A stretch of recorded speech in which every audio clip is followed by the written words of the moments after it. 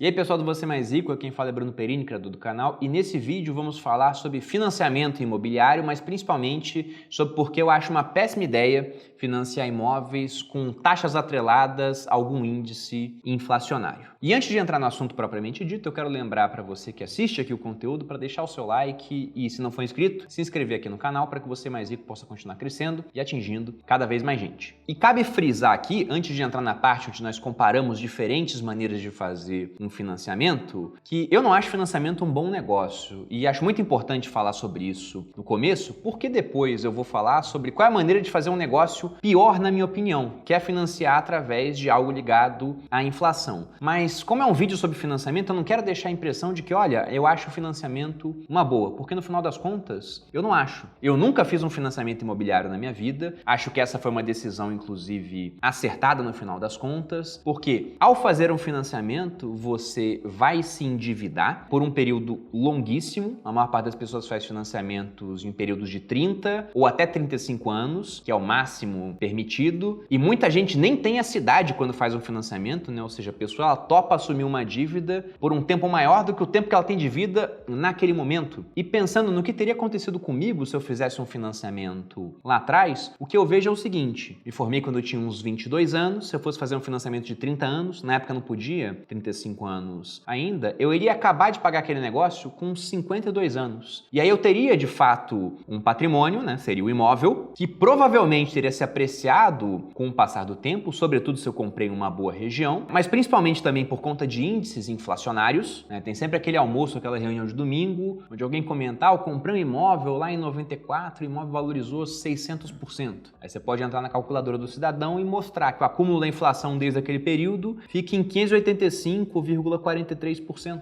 Então, quase que essa valorização ficou só por conta da inflação, sendo que se for vender um imóvel vai pagar ainda ganho de capital sobre aquilo, então no final a valorização líquida basicamente ficou próxima daquele índice inflacionário. Mas isso é pegando na média, né? Tem regiões onde realmente o preço do metro quadrado vai ter evoluído muito. E esse é o ponto da pessoa que faz uma dívida. A pessoa que se endivida, ela precisa necessariamente que as coisas deem certo para que aquilo no final seja um bom negócio. E o mal do mundo é que muitas vezes as coisas não dão certo. Você pega uma crise, por exemplo, quando a bolsa cai. O cara que está investido na bolsa, sem estar alavancado, né, só com o dinheiro dele, ele perde dinheiro? Perde, mas se tiver uma reserva ele consegue até comprar mais empresas em períodos mais interessantes, onde os preços estão mais baixos. Já o cara que está investindo com dinheiro emprestado, nessa hora ele perde dinheiro, ele não consegue pagar aquele empréstimo, ele é obrigado a vender, então ele mete os pés pelas mãos. E hoje aqui no Brasil a gente pode falar que grande parte dos brasileiros estão operando a vida alavancados, porque afinal de contas fizeram um financiamento e vão ficar pagando essa dívida durante muito tempo. É lógico que eles podem adiantar o pagamento disso para que no final eles sejam menos impactados por juros ao longo do tempo, mas na minha opinião o mais interessante é que você não faça um financiamento e invista de modo diversificado. Porque por mais que você adiante o pagamento para pagar menos juros e no final ser dono daquele imóvel de forma mais rápida, enquanto você está focado em pagar aquela dívida e no final vai ter um único imóvel com praticamente todo o seu patrimônio concentrado naquilo, o cara que montou uma carteira diversificada, ele vai ter aprendido a investir e, além disso, a chance dele pegar oportunidades exponenciais, já que ele diversificou a carteira dele, passa a ser maior. E eu digo isso até com conhecimento de causa, porque lá atrás, se eu tivesse financiado o imóvel, o que ia acontecer é que até hoje eu estaria pagando ele, ou já teria acabado de pagar, mas teria um único imóvel no Rio de Janeiro, que era a cidade que eu morava, que é uma cidade onde, com todo respeito aos cariocas, né, mas eu não pretendo voltar a morar. Eu acho que São Paulo, por exemplo, é melhor em vários aspectos, inclusive pensando em negócios, e uma cidade também que está sofrendo mais com a crise comparado a outras regiões. Você pega até fundos imobiliários localizados no Rio de Janeiro, geralmente eles são avaliados por preços, né, em termos de valor patrimonial mais baixos, porque é mais difícil de você conseguir locar esse negócio lá. E mesmo que não fosse, veja bem, eu estou correndo todo o meu risco com um único ativo. Eu não gosto de fazer isso. Então considere a minha decisão de não ter feito um financiamento lá atrás muito importante. Investir esse dinheiro, o dinheiro cresceu ao longo do tempo e o que aconteceu? Hoje eu tenho vários imóveis dentro do meu patrimônio, sendo que boa parte deles, né, e esse é um ponto interessante, eu comprei por preços muito baixos, mas não apenas porque, por exemplo, tendo dinheiro na mão, eu consigo negociar para comprar à vista, mas porque a minha irmã se especializou em leilão de imóveis. Então, no final das contas, né, pegando essas duas escolhas, entre comprar um imóvel com dinheiro que eu não tenho, assumindo uma dívida de longo prazo e que no final aquilo vai ser todo o meu patrimônio, ou investir o dinheiro para que o patrimônio possa crescer e depois usar parte desse dinheiro para comprar imóveis por preços mais baratos, porque eu tenho uma pessoa, né, que eu poderia contratar, não precisaria ser minha irmã, que ela vai fazer esse processo de adquirir um imóvel em leilão. Para mim, eu prefiro muito mais essa opção que eu acabei adotando. Mas nisso eu estou pensando basicamente em aspectos mais ligados à parte financeira. E nem tudo são finanças, né? Até temos que pensar também em um ponto comportamental, porque lá atrás eu não financiei o imóvel, topando morar em regiões muito mais baratas, já morei em rua que alagava, já morei em prédio que no final tive que sair porque o prédio estava caindo, então fiz escolhas realmente intencionais para poder poupar dinheiro e investir mais, e tem muita gente que não faria essas escolhas, que simplesmente não acha que vale a pena, ou ao poupar algum dinheiro morando em algum local mais barato, ela iria simplesmente gastar em outras coisas. Então, para certas pessoas, pode ser que, pensando em tudo isso, nesse misto de fatores, o financiamento acabe sendo um negócio que eu não vou usar a palavra bom negócio, né? A não ser que seja um financiamento com aquelas taxas subsidiadas pelo governo, né? Extremamente baixas, mas talvez um negócio menos ruim no final das contas. E para acabar essa primeira parte, antes de entrar na comparação das diferentes maneiras de fazer um financiamento, para que seja um negócio menos pior no final, vou deixar uma frase aqui do Maquiavel, que eu acho muito interessante, já que falamos sobre uma pessoa,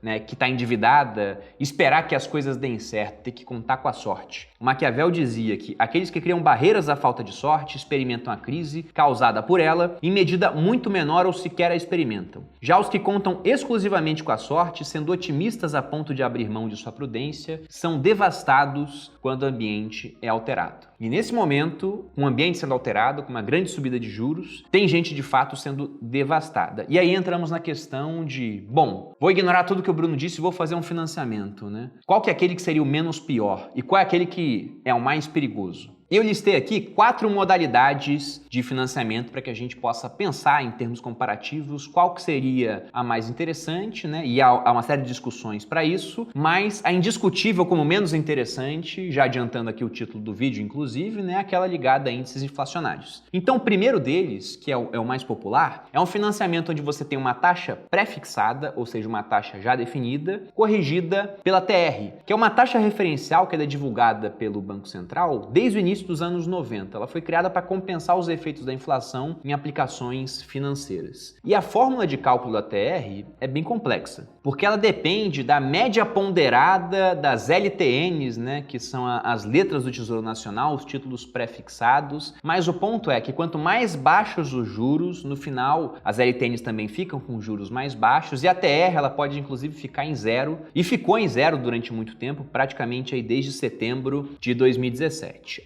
Agora, com o aumento dos juros, a tendência é que a TR ela saia de zero e venha a aumentar, mas não aconteceu ainda. E já adiantando um dado, mesmo quando a gente tinha taxas de juros mais altas, por exemplo, lá em 2015, quando a Selic chegou até aquele patamar de 14,25%, e naquela época a inflação também estava no patamar de 2 dígitos, né? Estava em 10,6%, a TR ela mal passou de 2%. Então, em um financiamento onde você pega uma taxa pré-fixada mais TR, pensa aí, né, que essa TR ela pode girar entre 0 e 2%. Na Caixa Econômica, que é uma instituição criada inclusive para facilitar a aquisição de casas pelos brasileiros, nessa modalidade as taxas estavam variando, porque varia de acordo com a localização, né, onde você vai comprar o imóvel, o valor do financiamento que você quer, a entrada, entre TR mais 6,25% a TR mais 8%.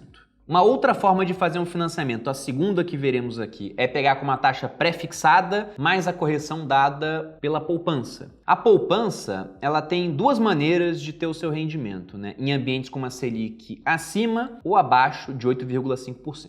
Quando a Selic está abaixo de 8,5%, a poupança vai render 70% da Selic mais a TR. E nessas ocasiões a TR costuma estar bem baixinha também, né? Muitas vezes até no patamar de 0. E quando a Selic passa de 8,5%, que pode ser o que vai acontecer, não sei se nesse ano, né? Mas a princípio no ano que vem isso já deve acontecer. O que acontece é que a poupança passa a render 0,5% ao mês, que em termos de juros compostos, né? Pegando ao longo do ano, vai render 6,17%. E nisso você também soma a TR. Com uma Selic acima de 8,5, pode ser que a TR volte a pagar alguma coisa, né? Depende, na verdade, não só da Selic, mas daqueles títulos pré-fixados, como falamos anteriormente. Como a poupança tende a ser corrigida por um índice maior do que a TR, o que a gente vê nesse título é que ele já coloca uma taxa pré-fixada menor. Então, olhando novamente na Caixa Econômica, o que a gente tinha era poupança mais índices que variavam de 3,35 a 3,99, né? Então veja que você ganha de um lado com uma taxa pré-fixada menor, mas perde do outro, que agora a correção não é mais TR, mas sim poupança. A terceira forma seria financiar através de uma taxa pré-fixada mais o IPCA. O IPCA é um dos índices de inflação que a gente tem aqui. Na verdade, eu até vi pessoas que fizeram um financiamento com taxa pré-fixada mais IGPM. Eu espero que tenha sido um número pequeno de pessoas, inclusive, né? Porque o IGPM chegou a bater 30% em 12 meses. Mas não foi popular igual taxa pré-fixada mais IPCA. O IPCA ele é um índice medido pelo IBGE, que faz parte do governo, né? Instituto Brasileiro de Geografia e Estatística, e ele é considerado como inflação oficial do país. Você pega o Banco Central, por exemplo, lá na sua página inicial, ele coloca a nossa meta de inflação do ano, e a meta esse ano seria de uma inflação em 3,75% e para o ano que vem em 3,5%. Há bandas de tolerância aí, mas essa é a meta. E dentro desse tipo de financiamento de taxa pré-fixada mais IPCA, você tem uma taxa pré-fixada mais baixo do que nos outros que nós vimos. Mas isso não vem de graça, né? É porque o IPCA ele é maior que a TR fica em zero em vários períodos, e costuma também ser maior do que a poupança. Então, novamente, você ganha de um lado com uma taxa pré-fixada mais baixa e perde do outro. Essa taxa na Caixa estava girando entre 2,95 e 4,95. E a última forma de financiar que eu vi aqui, a quarta, seria através de uma taxa que é apenas pré-fixada. Pelo que eu vi, isso aqui só tem ainda na Caixa Econômica Federal, então é exclusivo deles. Foi criado em fevereiro de 2020 e não há nenhum componente variável. Essa taxa estava variando entre 8% a 9,75% e provavelmente ela vai começar a aumentar devido ao aumento dos juros que nós estamos vendo aqui no Brasil. E agora que a gente vê essas formas de financiar, cabe alguns comentários. Então, o primeiro ponto é que, olhando só essa comparação das taxas fixas, porque todos os outros índices acabam sendo variáveis, você não sabe a TR do futuro, você não sabe quanta poupança vai estar rendendo no futuro, você não sabe qual vai ser a inflação do futuro. Então, muita gente observando aquilo acabou sendo naturalmente atraída para um financiamento ligado a um índice inflacionário, ao IPCA, por exemplo. Até porque nós vivemos anos de inflação baixa nos últimos tempos. Pegando aqui, por exemplo, o IPCA em 2019, ele foi de 4,31. Em 2018, ele foi de 3,75. Em 2017, ele foi de 2,95. Aí você volta, 2016, foi mais ou menos uns 6%. Em 2015 que ele foi alto, foi mais de 10%. Mas para 2015, foram anos e anos. O brasileiro geralmente ele tem memória curta. Então, quem olhava somente o nosso passado mais recente, olhou assim e falou: caramba, pô, esse financiamento ligado ao IPCA, a taxa fixa é mais baixa e o IPCA tá vindo pequenininho. E o cara às vezes até entrou, vamos supor que ele fosse até um pouco mais letrado e falou: vamos ver as previsões de inflação para os próximos anos. E aí ele entrava, como eu tô agora, no Focus, lá de, por exemplo, 2019, final do ano, 27 de dezembro. O que ele via lá no final de 2019 é que a previsão para a inflação em 2020 era 3,61. Em 2021 era 3,75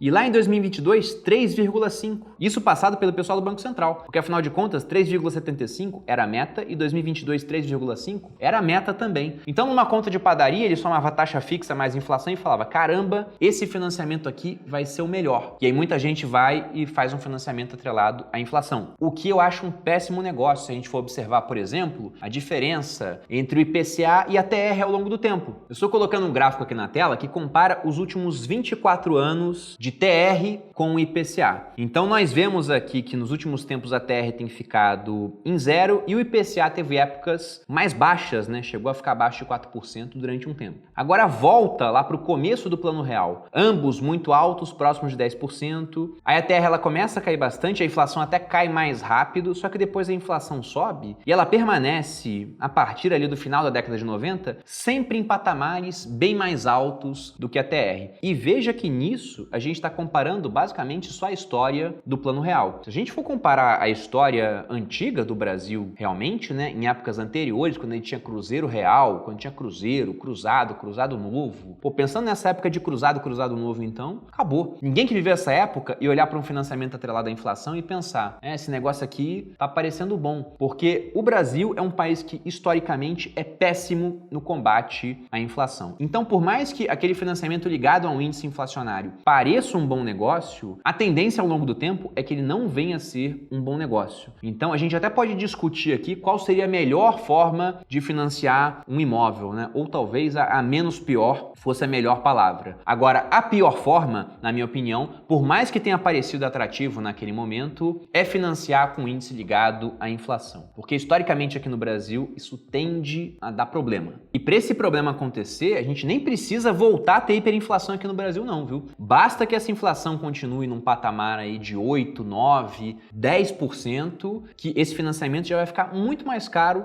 do que os outros financiamentos no final das contas. E qual que seria o menos pior aqui, na minha opinião? É lógico que agora, observando esse tempo de inflação alta, a gente pode falar, olha, o melhor é você ter aquele ligado sua taxa pré-fixada, né? Porque se a inflação continuar alta e você fez um financiamento, por exemplo, por 9%, a sua dívida está crescendo 9%, mas o dinheiro está reduzindo seu poder de compra em 10%, então virtualmente você está levando aquele negócio de graça. Só que também a inflação ela deve ceder ao longo do tempo, porque afinal de contas a gente está ficando mais produtivo, está fazendo mais com menos, o preço das coisas pode começar a cair ao longo do tempo, mesmo pensando em moeda fiduciária, por mais que tentem inflacionar bastante o real. Então não sei se realmente só o pré-fixado era o melhor. Se eu fosse fazer um desses negócios aqui, eu pegaria um financiamento ligado mesmo à TR, porque no momento TR está muito baixa, ela até pode vir a crescer, mas geralmente não fica tão mais alta assim, então prefiro ela à poupança, mesmo que na poupança você tenha um componente pré-fixado menor, e prefiro esses dois com mais o pré-fixado ao inflacionário. Esse eu evitaria de toda forma. Mostrando um exemplo comparativo, até para ilustrar essa questão da diferença entre um financiamento ligado ao IPCA e um onde você tem uma taxa pré-fixada mais TR, eu vou colocar aqui na tela o resultado de uma simulação de um imóvel de R$500 mil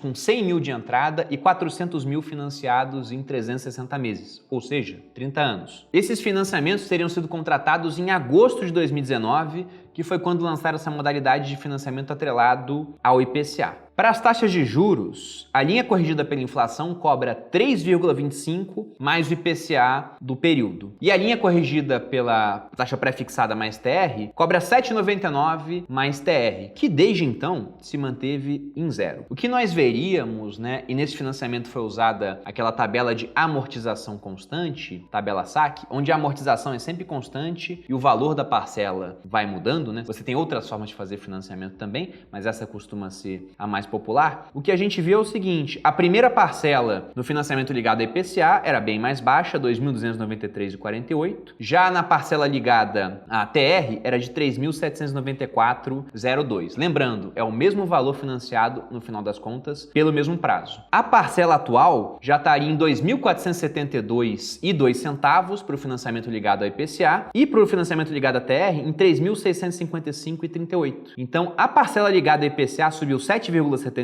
enquanto a parcela ligada à TR caiu 3,65. O que a gente teria de total pago até hoje seria R$ 54.330,71 no financiamento ligado ao IPCA e R$ 85.839,43 no ligado à TR. E o saldo devedor atualizado seria de R$ 413.563,30 no IPCA e R$ 374.444,44 na pré-fixada. E o que eu quero mostrar aqui no final é a diferença do saldo devedor. Tudo bem que você pagou mais aqui no financiamento pré-fixado porque as parcelas, afinal de contas, eram maiores e estão se reduzindo, enquanto a parcela no IPCA, na verdade, ela está aumentando porque o IPCA está mais alto. Mas lembra que o saldo devedor é de R$ 400 mil? No financiamento ligado ao IPCA, você pagou 54.330 e você ainda deve 413 mil. Então, você não pagou nada do seu saldo devedor ainda. Você está pagando juros do financiamento. Você devia 400 mil no começo e agora você deve 413. No outro, pelo menos o saldo devedor já foi realmente abatido. Saiu de 400 mil para 374.444. Então, você teve um abatimento de fato. Se a gente for somar o que já foi pago e o que falta pagar, inclusive, o somatório vai ser R$7.000 maior para o financiamento feito através do IPCA. Então, se você de repente conseguisse todo o dinheiro necessário para quitar esse negócio por esse valor aqui, o saldo devedor atual, né, e pagasse, o que ia acontecer é que o seu imóvel financiado pelo IPCA teria saído aí mais ou menos uns 7 mil e pouquinhos reais mais caro do que o imóvel financiado por taxa prefixada mais TR. Isso em 2 anos de inflação só. Lembrando que a inflação de 2020, ela nem foi tão alta. Ficou em 4,52%. Então imagina se a inflação realmente se mantiver alta por mais tempo. Como recado final aqui desse vídeo, eu quero lembrar você que não tem financiamento, que, olha, talvez não seja uma boa ideia fazer. Na minha opinião, pensando especificamente em aspectos financeiros, não é. Mas se for fazer, há maneiras piores, né, muito piores e menos piores. Então tente pegar aquela maneira menos pior. Na minha opinião, se eu fosse fazer, seria ali com taxa pré-fixada mais TR e evite fazer financiamento ligado à inflação. E caso você tenha feito, pesquise por portabilidade, para que você possa mudar o seu financiamento para um outro onde você corra menos risco caso a inflação venha a disparar aqui no Brasil. Porque se a inflação disparar, o que acontece é que o cara, por exemplo, que fez por um índice pré-fixado vai pagar cada vez menos no imóvel dele, enquanto o cara que fez por um índice inflacionário vai ter que pagar cada vez mais, e se a inflação subir muito, enquanto a dívida de todo mundo desaparece, a dele só fica aumentando. Então é uma péssima escolha pensando em histórico do Brasil. E é isso, espero que tenham gostado do vídeo. Se você gostou, dê seu like, se inscreva aqui no canal. Um grande abraço e até a próxima.